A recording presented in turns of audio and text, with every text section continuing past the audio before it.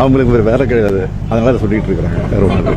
அரசியல்வாதிக்கு வேலையே ஆளும் கட்சியிடம் ஏதாவது தவறு இருந்தால் அதை சுட்டி காண்பிப்பதுதான். ஆக என் வேலை அதுதான். என் வேலை திராவிட முன்னேற்ற கழகத்தை சுட்டி காண்பிப்பது. என் வேலை திராவிட முன்னேற்ற கழகத்தை ஆட்சியில் இருந்து மக்கள் விரோத போக்கினால் இறக்குவதுதான் என் வேலையா இருக்க போகுது. அதனால எனக்கென்று வேலை இந்த வேலை தான். நான் ஆளுநர் வேலையை விட்டுட்டு, மருத்துவர் வேலையை விட்டுட்டு இந்த வேலைக்கு நான் வந்திருக்கேன். வேலை இல்லாம நான் அரசியலுக்கு வரல. மக்கள் சேவை தான் என் வேலை என்று வந்து கொண்டிருக்கிறேன்.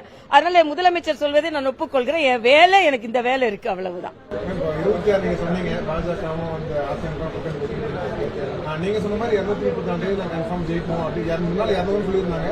இப்ப போக பார்த்தா 236 வின் பண்றதுக்கு வாய்ப்பு இருக்கு அப்படின்ற மாதிரி பேசுறாங்க. உங்களோட கூட்டணி எப்படி இருக்கு? பதற்றத்துல பேசுறாரு, அவ்வளவுதான்.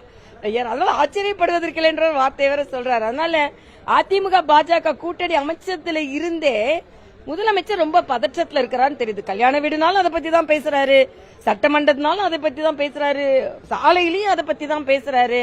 ஒரு கை பார்ப்போம் என்று சொல்கிறார். அவங்க கைய வச்சுக்கிட்டு ஒன்னும் பார்க்க முடியாது. எங்களை வந்து ஒரு கை பார்க்க போறாங்க, ஒன்னும் பண்ண முடியாது. ஆக ஒரு கை பார்ப்போம். 234 200 எங்களை யாரும் ஒன்றும் செய்ய முடியாது, பல தடைகளை தாண்டி கொண்டிருக்கிறோம் என்று ஏதோ தினம் ஒரு தடைக்கல் இருக்கிற மாதிரி அதை தாண்டுகிற மாதிரி சொல்ல. நேரத்தே சொன்னேன், எந்த தடையும் இருக்கட்டும், முதல் மின் தடையை சரி செய்யுங்க அப்படின்னு சொன்னேன். இன்னைக்கு கூட மின் தடை இருந்தது வீட்டுல.